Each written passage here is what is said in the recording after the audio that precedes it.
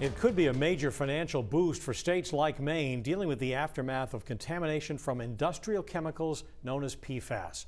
Good evening, I'm Pat Callahan. And I'm Amanda Hill. For those of you still unfamiliar with them, PFAS chemicals came from industrial and household waste that ended up in sludge processed at water treatment plants. That sludge was then offered to farmers as a free source of fertilizer for their fields. But those chemicals, which are toxic and can't be broken down, found their way into the food supply. Senator Susan Collins tells News Center Maine that she plans to introduce a bill that would provide financial assistance to help farmers either clean up the land they have or find other land to farm. But as News Center Maine's Vivian Lee explains, some farmers have lost their livelihoods already, and they worry that the help could be too little, too late. For the past 2 decades, this is where you'll find Fred Stone around the animals he loves.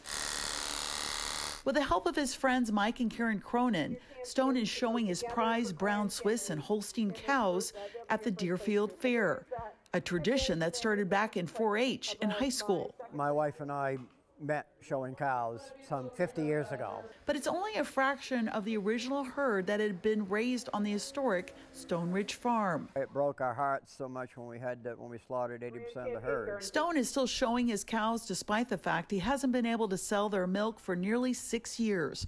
The family's legacy took a huge hit after high levels of PFAS chemicals were discovered in his cows' milk, soil, feed, and drinking water. Since then, he's also fought to be compensated for his dead cows. Through the U.S. Department of Agriculture's Dairy Indemnity Program, forcing him to go on public assistance just to survive, and he knows he is not alone. These farmers are dying now. But Stone has new hope about federal legislation aimed to help farms deal with the aftermath of contamination.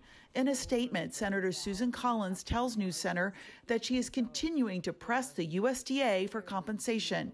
And she is also drafting a bill that would, quote, authorize grants for states to provide financial assistance to affected farmers, expand monitoring and testing, remediate PFAS, or even help farmers relocate to new uncontaminated land. The bill could be modeled after Maine's efforts, including a $60 million fund approved by state lawmakers.